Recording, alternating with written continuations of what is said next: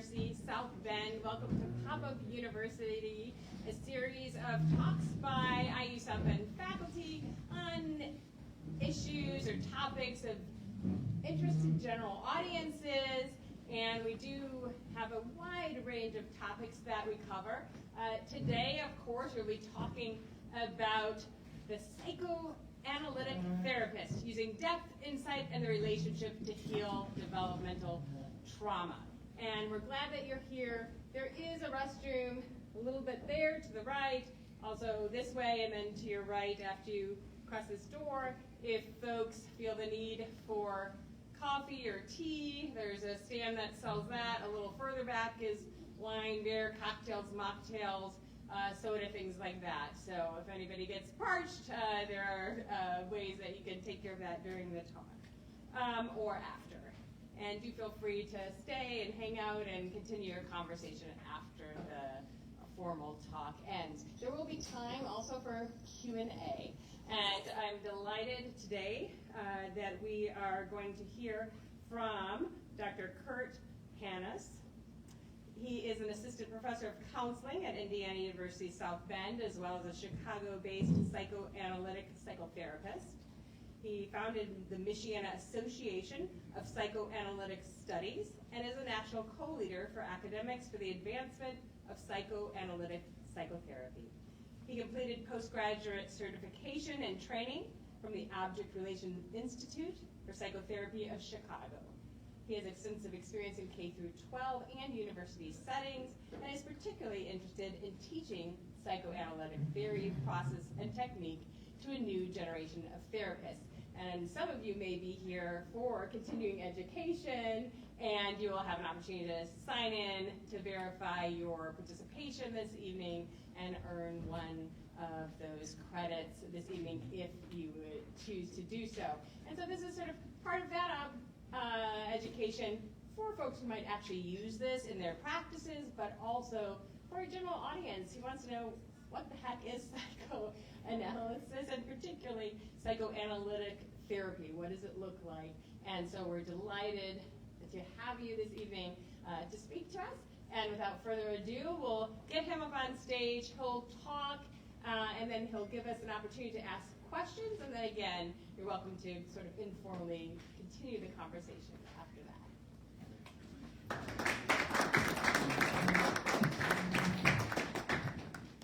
Thank you, Elizabeth, and thank you everybody for coming out this evening on a January cold night.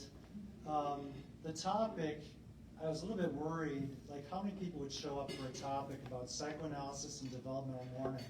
It's not the biggest teaser to get people out, but I'm really glad that you're here. Well, the topic is serious, and the substance is meaningful. I am someone with a sense of humor. If you have questions during this presentation, you can just kind of blurt it out. I'm happy to stop and answer questions.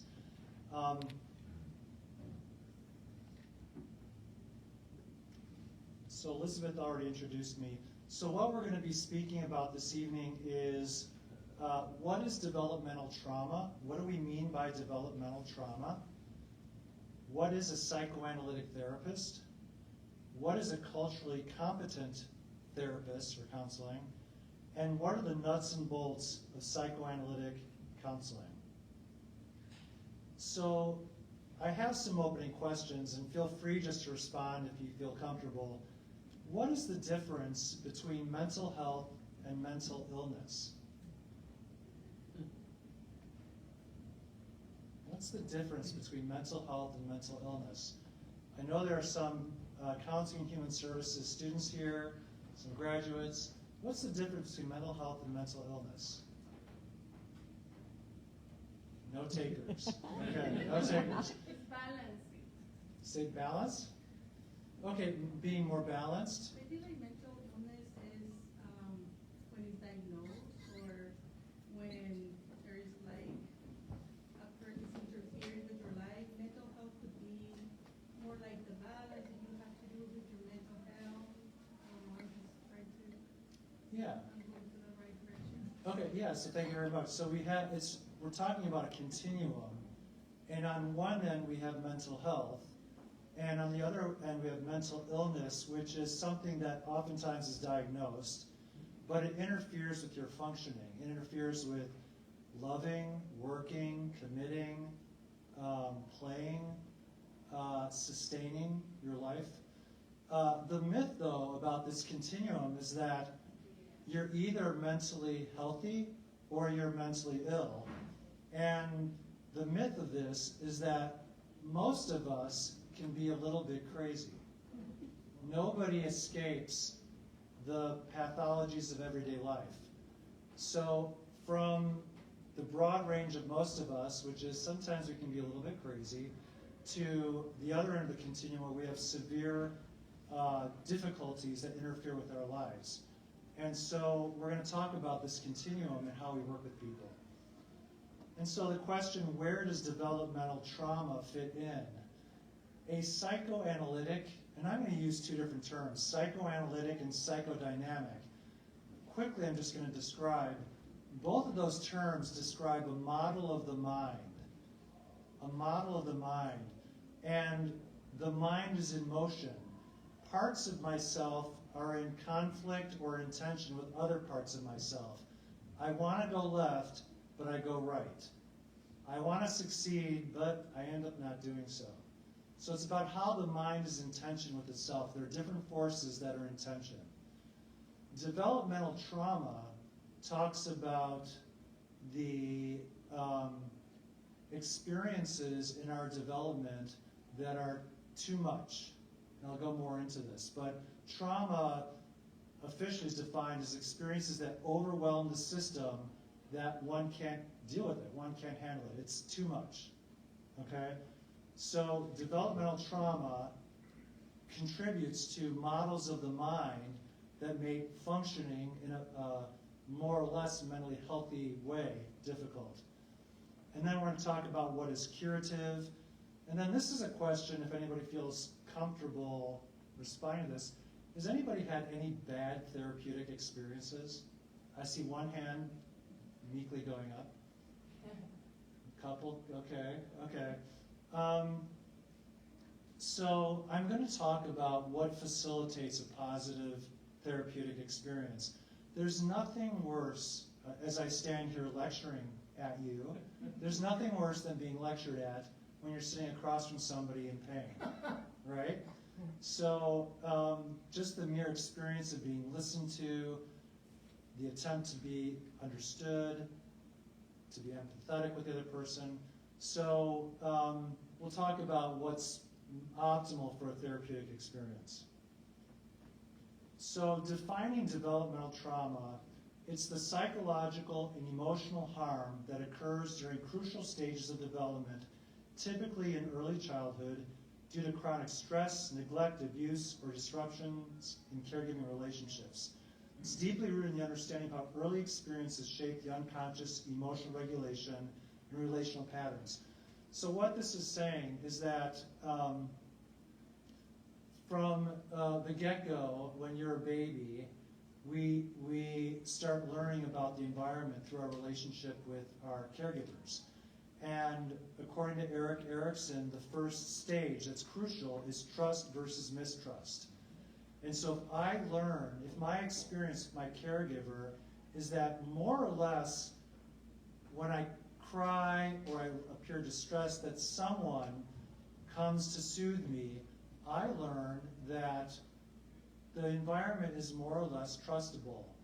If there are significant disruptions in responsiveness, I might experience, of course, babies, this is pre-language, so this is not, they're not talking. Somatically, in my body, I experience the world might not be reliable, might not be trustable. Now, no caregiver, parent is perfect, and so no one gets it right all the time. But if the modal experience is that I can trust the environment, this sets the stage. When there are significant disruptions, and I won't go through all the stages of development, but through infancy, during ages 18 months to 36 months, we learn separation and individuation. This is when we become interested in the environment, we move away from the parent and start exploring. And if we have disruptions during separation and individuation that are traumatic, too much, too painful, the response might be critical, abandoning, rejecting. We now learn that it's not good to be separate. And this causes other kinds of problems where we might cling to caregivers or go completely in a different direction, not attach at all. So during these early experiences, if negative, during these early stages, if negative experiences are sufficiently present, it does set the stage for developmental trauma. Okay, and I want to make some distinctions. Developmental injury versus trauma. An injury is something that happens once, and an injury is something that can be tolerated. I feel hurt, I feel rejected, I feel inadequate, I feel abandoned, but it can be repaired through a follow-up. When you work with couples, oftentimes couples get stuck in the fight and don't realize that it's through reparation that the healing occurs. Trauma is something that is sustained and repetitive over time. So if there are repetitions of rejection, abandonment, criticism, disapproval of being a different person, you can fill in the blanks. So tolerable frustration versus something that is sustained and traumatic. And again, trauma is pain that is too much.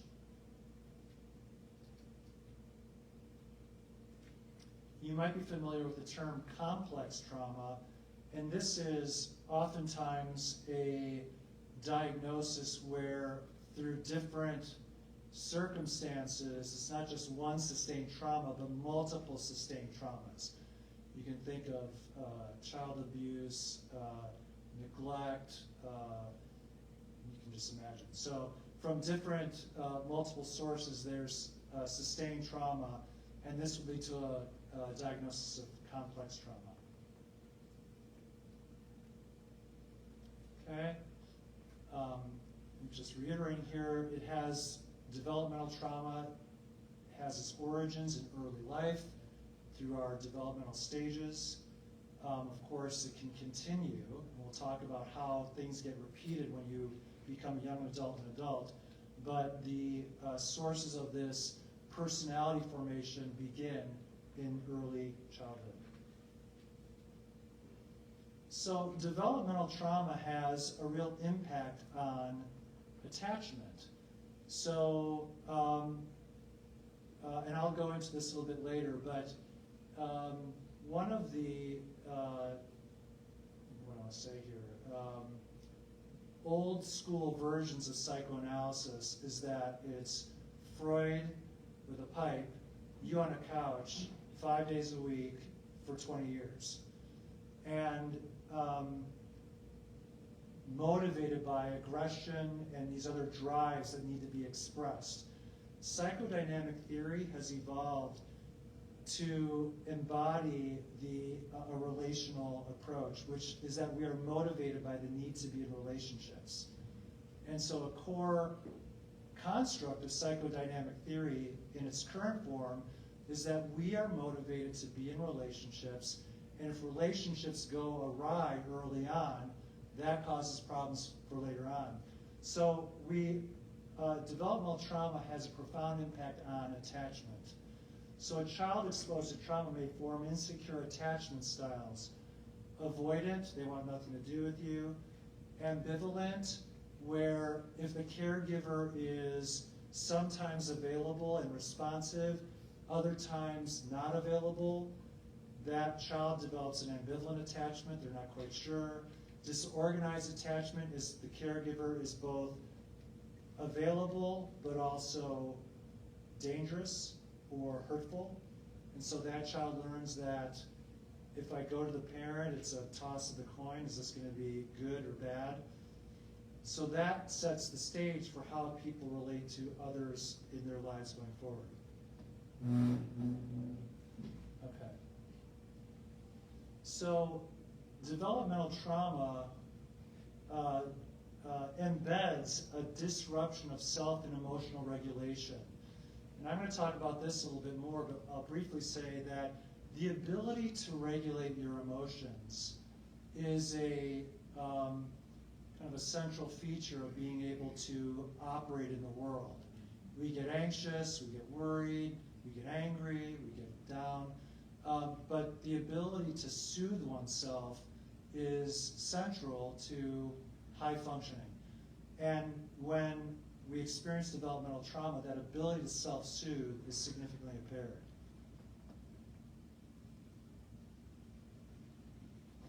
So these experiences get internalized. So the child may unconsciously internalize the traumatic relationship dynamic with caregivers.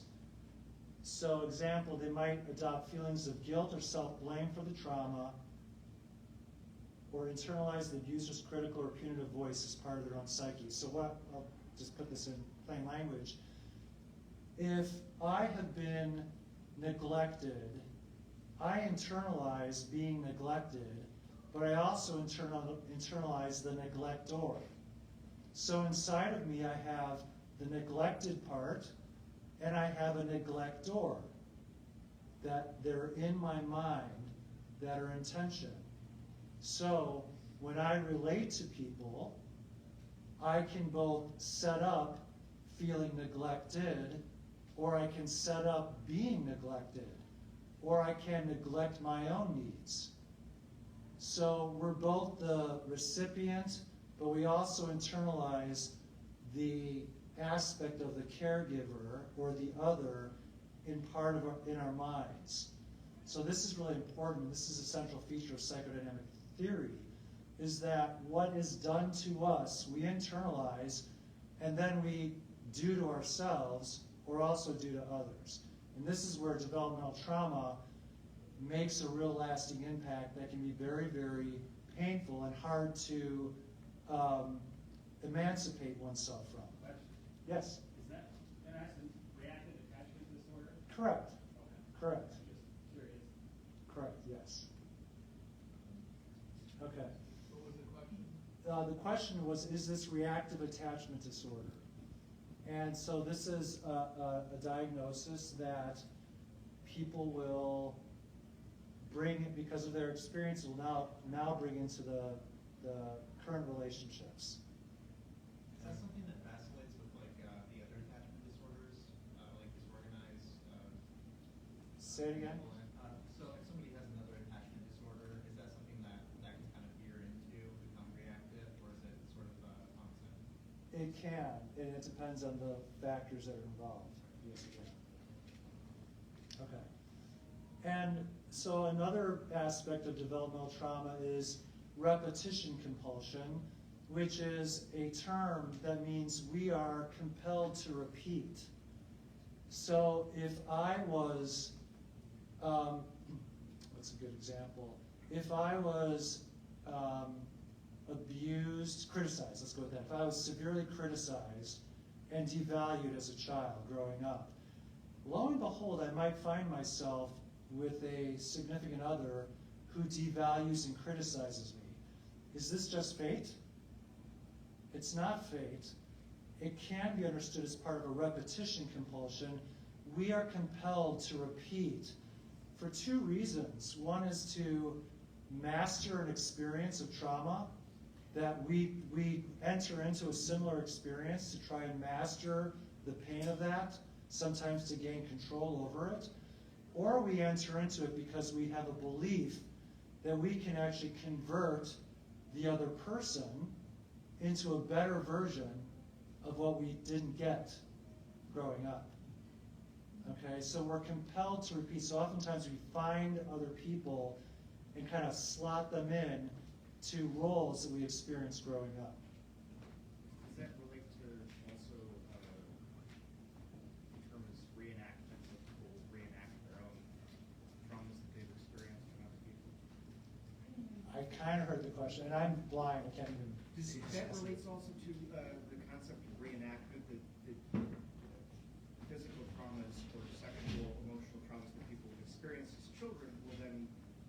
way, reenact and act that way towards others as an adult. Exactly. And so if you heard the question, is it similar to the idea of reenactment, that adults will reenact traumas that they experienced as kids?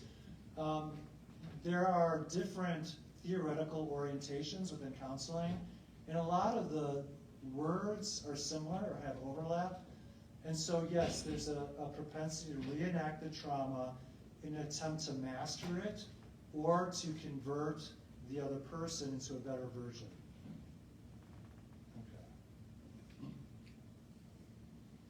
Okay. And so in adulthood, we have the idea of the return of the repressed. What this means is that if we try to, so I'll give you an example. When I work with people and I'm starting out, a frequent phrase I will hear is, my parents were great. I have no complaints about my parents. They were just wonderful. And I will usually just nod and say, okay, and we'll see maybe a few weeks from now if something changes. But I might eventually say, no parent's perfect, no complaints, nothing. And so if we have traumatically difficult relationships with our parents growing up, one thing that we try to do is put it out of sight, out of mind. And so nothing wrong with my parents, they were great, or nothing wrong with my brothers or my siblings, or nothing wrong in the past. But lo and behold, things return. That which we try to put out of sight and out of mind returns. It returns in symptoms. It returns in feelings. Okay? This might be chronic anxiety or depression, difficulty trusting others, maintaining relationships, patterns of self-sabotage. I'll give you a quick example here, and this is amusing to me because now it's the second time it's happened. I was presenting a couple months ago, and I was at a hotel, and I was putting on my jacket. I was outside my car, and I left my phone on top of my car. I put my jacket on, and I said, "Don't forget your phone. Don't forget your phone." I walk into the hotel, I forgot my phone. Why did I forget my phone? Because I'm just absent-minded. I was a little bit anxious about the talk. Just a little bit anxious. I didn't want to think this is fine. I got it. I went through the slides. I'm fine. I wanted to deny that I was a little bit anxious about the talk. Today, I'm coming over here. I get in my car. I start driving, and my car starts beeping frantically. What is that? I go, is the battery going to die? What is going on? I don't want to be late to this thing. And I see on the indicator, keys are not detected. I left the keys in my house. Okay? Coincidence? Or could it be I was just a little bit nervous, a little bit anxious about, I've never been here before, where is this place, will I make it? So our minds are, we want to go left, but we go right. Okay? The return of the repressed. We try to keep things out of our minds, but they return. Okay, so what is a psychoanalytic therapist, or you say a psychodynamic therapist? So we have an old versus new paradigm. I talked about this a little bit. The old paradigm being, it's all about drives that need to be expressed. I don't know if you've ever seen the TV show Dexter, who was a serial killer, this thing needed to be acted out. The new paradigm is that psychotherapy is about working through depth, insight, and relationship. And for those who are in the mental health field here, there is a organization called the Psychotherapy Action Network, which you can just Google it and it'll come up. And it's 4 therapies of depth, insight, and relationship. And it's broad, existential, Jungian, analytic, etc. And so what do we mean by therapies of depth, insight, and relationship? And so it's a form of therapy that focuses on the relationship with the therapist. And what do I experience as a therapist working with you? And I anticipate that if you have troubles with how you perceive yourself, how you relate with others, that's going to come into our relationship, into our therapeutic relationship. And so I might start to feel something that you're feeling. And so it's very attentive to the relationship. Depth is that it's the model of the mind, that there are layers of the mind. And insight is gaining insight into what kinds of conflicts, worries, feelings are operational inside you that you may not be fully aware of. And there's 3 core beliefs. The first is there's more to people than they often recognize. I never forget my keys. I never forget my keys. I usually never forget my phone. It's happened twice, I'd probably say in the past 5 years, both times before I was going to present somewhere. There's more to people than they often recognize. 2, knowing yourself in new ways leads to more effective and meaningful living. If I'm reenacting traumas from my childhood and experiencing the fallout from that, I'm not able to live fully and freely as possible. And so knowing myself and knowing what motivates me leads to more effective and meaningful living. And 3rd, the therapy relationship offers a way for people to trust, grow, and thrive. Okay. Okay, I've talked about that. So the values of a psychoanalytic or psychodynamic counseling relationship is that the relationship itself is actually healing. So if you are in the mental health field, you know one of the salient factors of a successful counseling or psychotherapeutic treatment is the relationship. So I said earlier, no one likes to sit down and be lectured at or given, instructions on how to lead your life, or chastise or criticize, etc. So a good relationship helps to heal and build your ability to have better relationships. The clinician, not insurance parties or payers, are in the best position to assess what's needed. One size does not fit all. So when I meet with someone, I am agnostic in the sense that you know you, and you know your pain and your history. And so I will hear from you, and I'll share with you my impressions and my thoughts, but I'll check in with you. What do you think? So I am not the expert imparting some knowledge. We're working together in a mutual endeavor. Emotional distress is not a disease. Sometimes people learn as kids that if they are, some kids, some of us as humans, just feel things more intensely. And sometimes that can be overwhelming for a parent. And I guess let me preface here, this is not about parent blaming. It's not about parent blaming. But sometimes kids can get the message that you're too much, okay? Emotional distress is not a disease. Emotional distress is a signal that something's going on inside you that needs to be understood. It's egalitarian. Like I said, I am not the expert. This is a two-way street. And it's not limited to just symptom relief, but it looks at the underlying causes of what's going on, what is your history, what is your story that brings you to where you are today. Okay. One of the critiques of psychoanalysis is that it as a profession, was exclusionary, only for the wealthy, and omitted sociocultural factors, the context in which one finds oneself. And so there are principles of cultural competence that are embedded in contemporary psychoanalytic theory.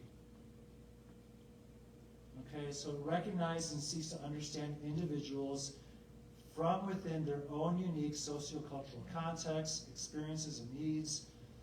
It embraces diversity perspectives. It's anti-oppression. It stands against all forms of hate, bias, discrimination. And personality is shaped by both internal forces and and external sociocultural, economic, familial, and systemic forces. So who we are is both determined by our constitution, what goes on inside us, those early relationships, and also the context in which we are embedded. And I'm aware of the time, so I'm going to...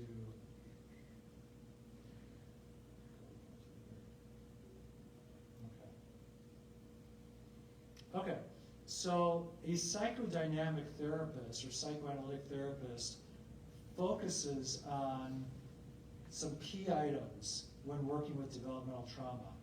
One is psychological defenses, the how and why of not knowing. We all have psychological defenses. Common language, we're in denial. We say, oh, they're in denial. You see people in shorts outside. They're in denial that it's only 20 degrees. The second one is life is difficult for all of us. Suffering is part of life. If you've ever read M. Scott Peck's book, The Road Less Traveled, the first 3 words is life is difficult. We can have a wish for temptation and magic to make things like it's just going to get better, instead of thinking that we have to do things to help make things better. We look at unnecessary suffering. We look at the mechanics of self-sabotage. What if I kept driving and got here and didn't have my keys and couldn't get home? Mechanics of self-sabotage. We work with dreams. Dreams are messages that tell us about our feelings, about dynamics with relationships. We look at true-false self-representation.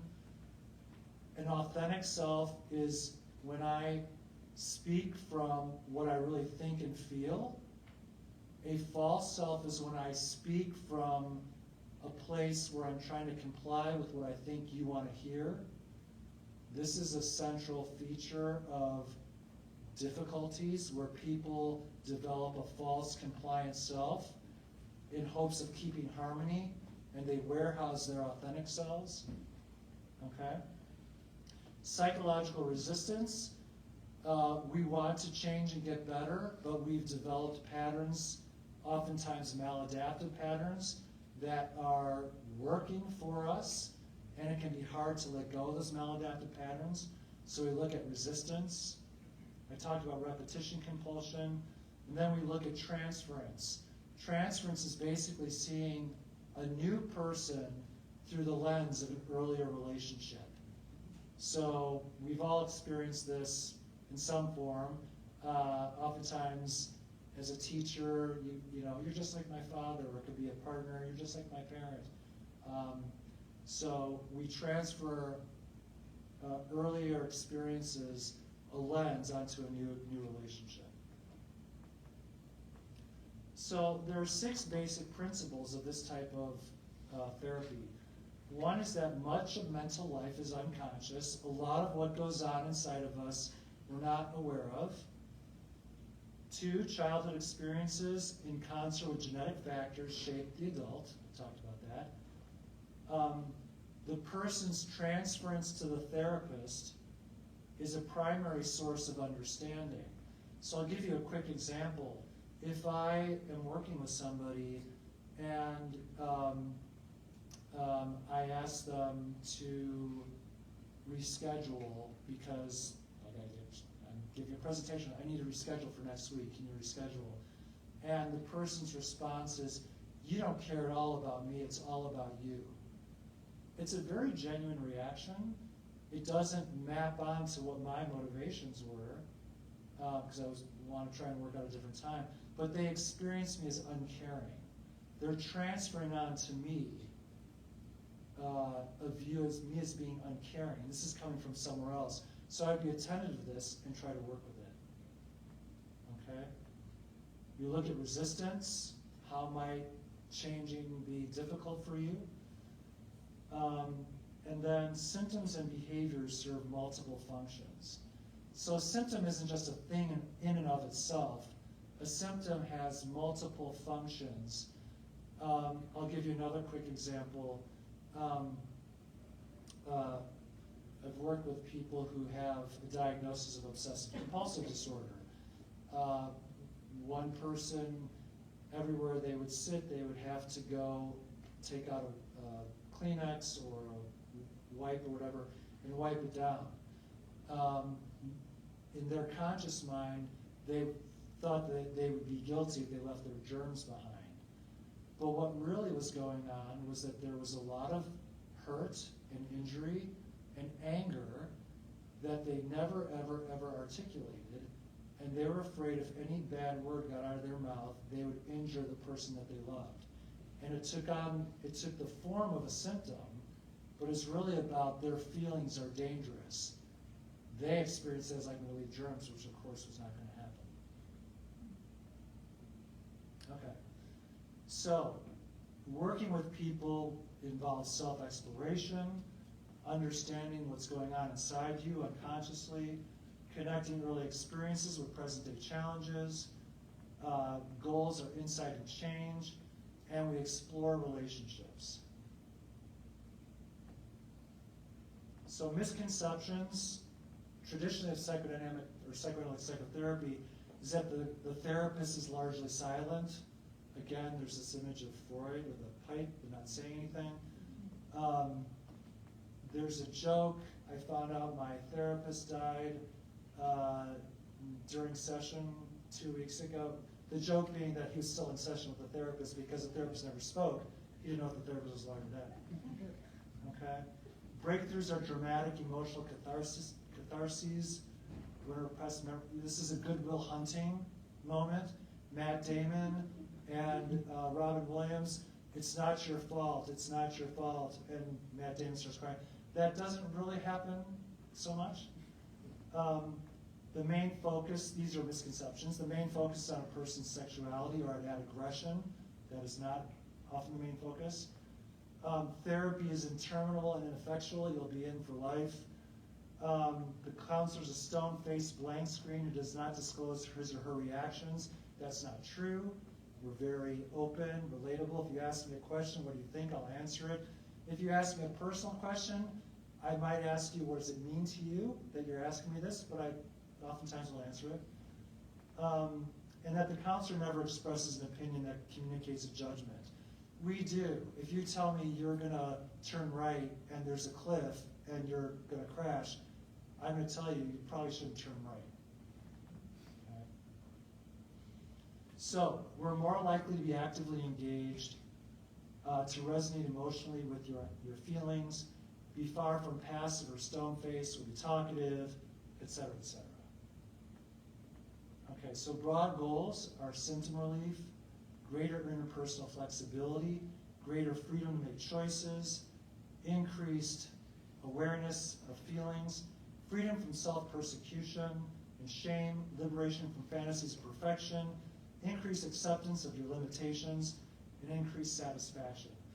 So in the spirit of time, because I see it's already 1:45, I'm just going to do one more slide that I think will be helpful, and then we can open up for questions. James Masterson was a medical doctor in New York who developed the Masterson Institute, and it still is a training institute in New York City. And he developed what he identified as capacities of a healthy self. And I like this list because when I think, what are the goals in counseling or therapy? What are the goals if you are suffering from developmental trauma?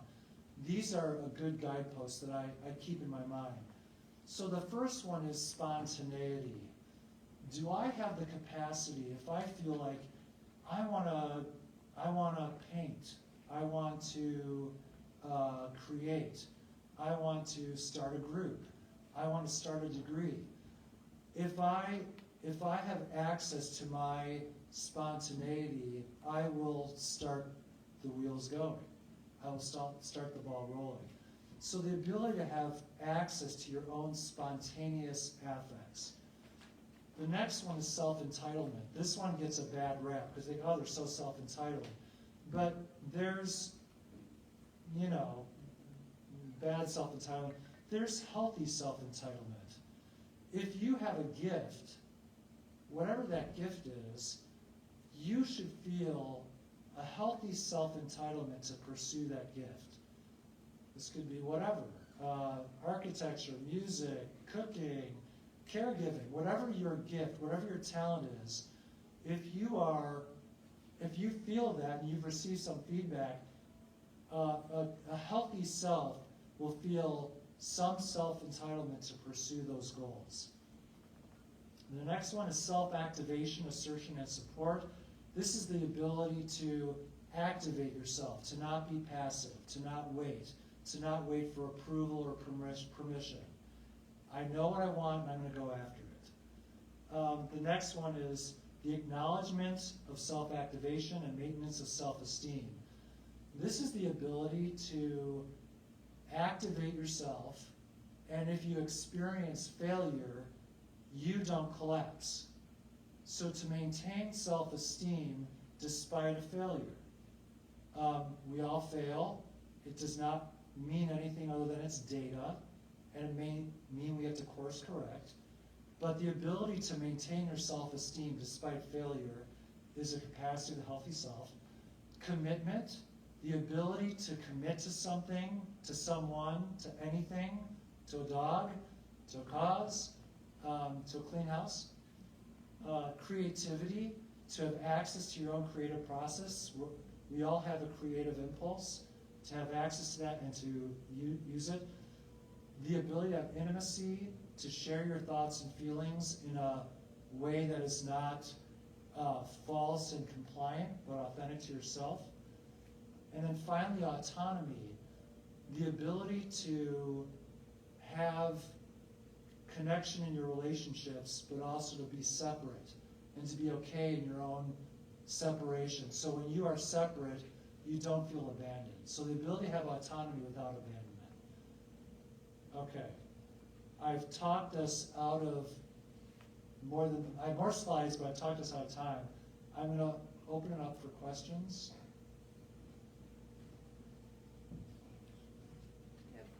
Questions. Maybe I'll just kick it off. I'm wondering, you mentioned trying to master or convert as a reason why you may repeat a certain pattern of unhealthy relationship. What about it? I think more often we assume that the person believes that's all they're worthy of, or they're just falling into a familiar pattern, or it's comfortable. Is that an alternative explanation? Is that a misunderstanding, or where does that fit into this framework? Well, if people experience themselves as being undervalued, sometimes this happens with kids. One sibling gets to do this, the other sibling does that. That direction is not as significant or important as the other one. They experience being devalued, and so that becomes part of the personality. And oftentimes you'll experience this in, oh, I was offered a raise, and I have to do some new things for that, but I won't be able to do that. I won't be. And so it can feel like, well, I'm more comfortable here. But sometimes that comfort, it is comfortable because you received emotional support for taking on an inferior role. So that feels normal and comfortable, but it may underestimate you and what you have to offer and what you can accomplish. Did I answer that? Okay. Other questions? Yes. Go ahead. Are you sure? Yep, I Okay. remember. I've been in clinical practice for 4 years, and one of the things that I find most difficult is being a transference figure. And so I was really hoping that you would spend a little bit of time kind of talking about maybe building internal resiliency to tolerating some of the really big responses that people come at you sometimes, especially when you're really well-meaning, or it was kind of a flub, and you're like hoping to just like paper over it of like, I just made a mistake, or those kinds of things. Like how to kind of build your own like internal self to manage that. Okay, yeah, so that question, when a therapist is working with somebody and the person responds to the therapist, let's say it's in a hostile way or a critical way, it doesn't have to be hostile, critical way, that transference might be because the client experiences the therapist as an addition like their parents. So so I can give an example. Many years ago, I worked with a teenager, a young woman who came into my office and said, "You've got the worst taste. You've got the worst taste." And okay, that was the first session. Okay, and then over time, I heard other things like, you just don't get me. Did you graduate? I mean, do you know how to do this? And it evokes a reaction, because no one likes to be criticized, evokes a reaction in the therapist. So to answer your question, what can a therapist do? One is to recognize that it's not about you at all.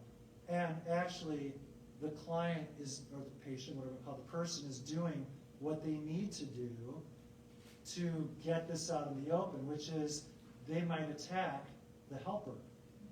And if I get that attack, if I know, okay, I'm good enough, I don't need to be perfect, no one's perfect, I'm a good enough therapist, I try, I get it, sometimes I don't, I can recognize that attack has more to do with them experiencing something that's really coming from their internal world and not anything to do with me. Does that answer your question? Yeah. Okay. Huh? What would you say to someone that has had previous experiences with therapy that were not positive, and I'm talking like decades ago. So like a lot of this presentation has shown like the advancements we've made and what the focus is in psychology from maybe 20, 30 years ago to now. But for someone that, obviously wants to help but has that kind of fear there based on negative experiences in the past with therapy. So within psychological theory, it's like religion with all these different denominations. And so there's cognitive behavioral therapy, solution focused, internal family systems. There's all different theoretical orientations. And psychoanalytic is one. None of those matter. None of those matter. If you are familiar with Carl Rogers, and the three staples of a therapeutic relationship is one, unconditional positive regard, which means no matter what you tell me, it's okay. I'm not going to reject you, I'm not going to attack you, I'm not going to judge you. The second one is empathy. I'm going to try and imagine what it's like to be you, just like with this earlier question. When someone attacks me, I'm not saying, well, of course I graduated. What do you mean? What do you think's on the wall here? I'm going to imagine, where is this coming from? And the third one is authenticity. I'm going to be me. So to another quick response, so when I was in my early 20s, I guess it was early 20s, I don't remember. It's a long time ago. I met with a therapist, I was the client, and this person walked in, sat in the chair, let out a sigh, and didn't say a word, and just stared straight ahead, and I was like off to the side. And I'm like, okay, I guess I'm supposed to speak first. But it was so arrogant, and I never went back. I was like, I'm not going to go see that person. So if you sit with someone today and you think, trust your judgment, and if you feel like there's unconditional positive regard, authenticity, and empathy, that's a good starting point. And then these other theoretical models, they don't matter as much. Okay? Thank you. Sure. Other questions? You talked about working with someone with obsessive compulsive disorder, and one of my understandings, I'm going to use some of the buzzwords here, one of the most well-known evidence-based practices for treatments for OCD now is exposure response prevention. And my understanding, having just read about it today, is that you want to stay away from the depth and just focus on, right, the trigger, the anxiety, the distress, and then tolerating not responding with that compulsive behavior. And so I'm really interested now to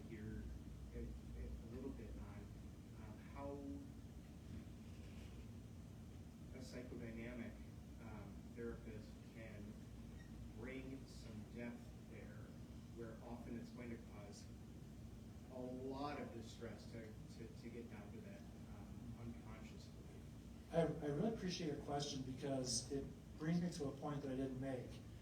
Just because one identifies as psychodynamic doesn't mean there aren't valuable aspects of other models. And so for people who may not be familiar, exposure therapy is when someone is very anxious about something, you actually expose them to it, and then you work through what the reaction is. And it's a way of trying to bring down the levels of the person who's dealing with obsessive compulsive disorder. What I would say is, I like a salad. And so it depends on the person and the severity of their symptoms. And so if a person, depending on the circumstance, it might be, let's start with an exposure experience. But I would then say, let's go get the depth. Because I don't think it's just about minimizing reducing the symptom. Because what can happen is that symptom is reduced, but now something pops up somewhere else. Did that answer your question? Absolutely. Okay. Other questions? I work in a community health center, and we do short interventions, 20 or 30 minutes. If I wanna use some of these theories, and I know, like, talked about opening past trauma, stuff like that, what would you recommend to kind of wrap it up? And so the person can feel some relief also, but also we can also, see our next client. Great question. So one of the things I teach at IUSB is I supervise some school counselors who people probably imagine there's not a lot of time depending on the school. And so a couple of thoughts. There are short-term psychodynamic psychotherapy. They're actually models that are abbreviated versions of this. And so you can look up resources for short-term psychodynamic psychotherapy. The other is that you can, as the counselor, be aware of these things, aware of these dynamics. And it doesn't necessarily mean you're going to get everywhere with the person, but you might be, your conceptualization and understanding can help inform how you speak with them. It could be even something as simple as, give an example like denial. Like you're coming in shorts, it's negative 20 degrees outside. You can even ask, is there a reason you're wearing shorts, you're trying to expose yourself? Are you not believing that it's that cold outside? You can use principles, even in a brief, truncated version, that can be helpful. And then again, if that relationship is there, that will support what you're trying to do. Okay? For people who are still in school to become therapists, is there any resources you would recommend for them being interested in psychodynamic approaches? Yes, thank you for asking that. It's one of my favorite questions. One is the Psychotherapy Action Network, and the website is PSIAN.org,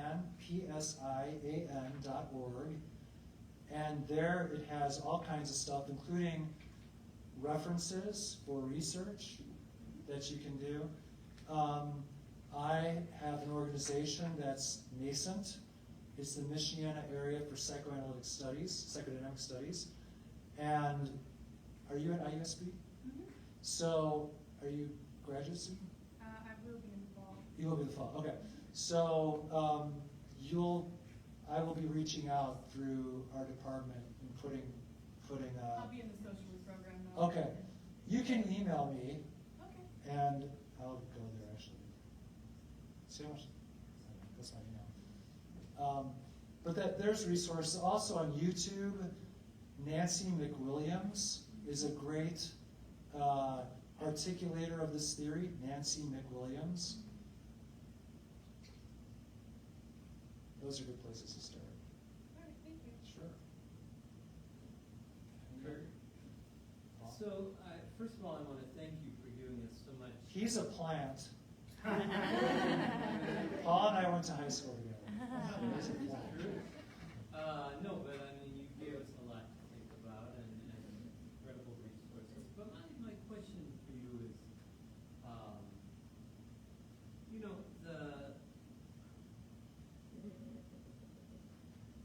you mentioned this in passing. When you asked us about if we've had bad experiences with therapists. And I guess my question is, you know,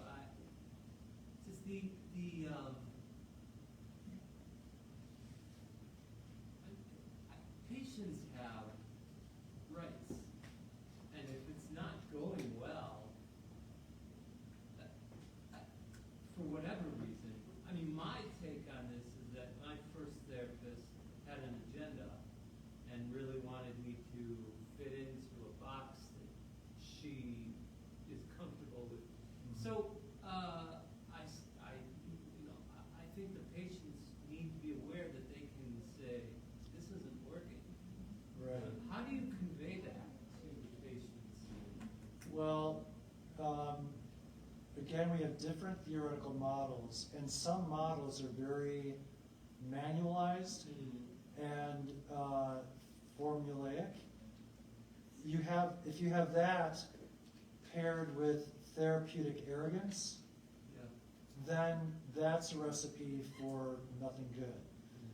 Now, if I am therapeutically arrogant, I guess I'm not going to tell you the right to leave.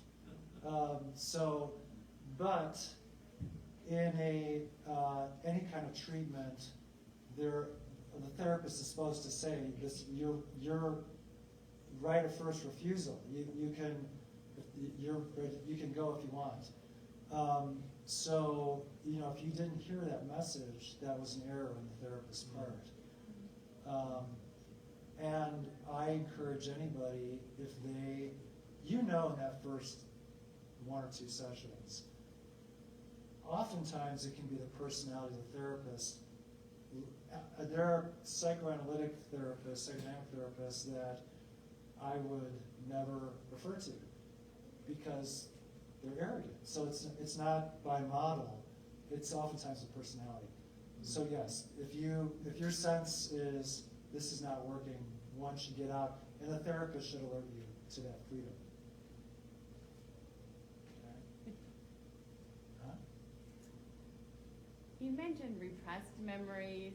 Of course, in crime dramas, they always feature this dilemma between what's a repressed memory and what's a false or planted memory by, for example, a parent creating a memory against another parent in a custody battle. How can a therapist get at whether this is a repressed memory versus this sort of some kind of a false memory? And then just finally, how,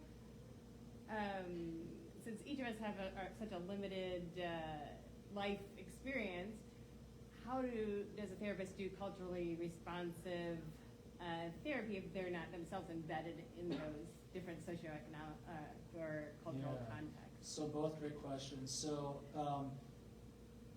it's tricky if you're dealing with like a kid in a custody situation, because that's really tricky territory for the therapist, because the therapist doesn't really know. Feelings and thoughts can be repressed. Usually you're not hearing oh my gosh, I just remembered. That being said, if that is what's conveyed, oh my gosh, I remember from last week we talked and I remember this happened to me. I'm not interested in custody, I'm not interested in the veracity of the claim. I'm interested in what you're feeling about the possibility of that. And even if it didn't happen according to memory, how one's remembering it, or even if it didn't happen at all, there can be a theme of being shut out, being neglected, being, now, when you get into more serious abuse, I will listen to that in a particular way and believe people. But again, we can't know for sure the veracity of it. In terms of if I'm not a member of any specific group, how do I work with people? With humility. I try to be aware. I try to educate myself. I expose myself to ongoing continuing education. Ultimately, my experience is not your experience. And so, the term cultural humility is the bedrock of working with people, whatever their background is. So that's how I approach it. Last chance for questions.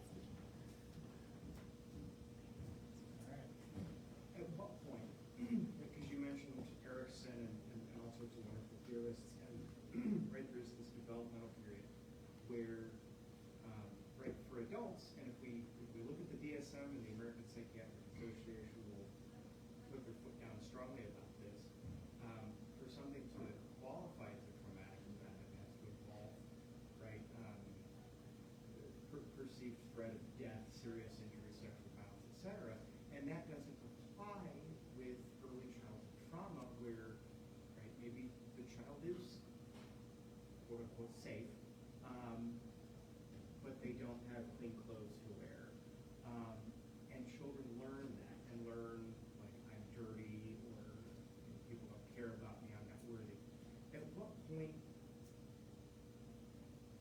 in development does that sort of fall off to where, oh, somebody's neglecting me, or somebody's hitting me, somebody's being verbally abusive, I'm just going to say, screw you, get away from me, instead of internalizing that.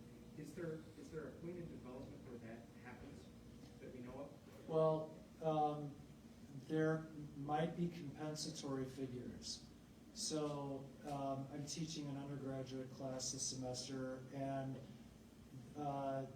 one of the questions they had to respond to on a video was, name a person that helped you when you were a kid. And out of whatever 40 students, 40 students, half of them named teachers, or youth group leaders, or someone. So if you don't get it the first round, optimally there will be someone else who's a compensatory figure who might notice you and say, oh, you need to sit here, I'll help you out, let's call the parents, let's go do whatever needs to be done in the school.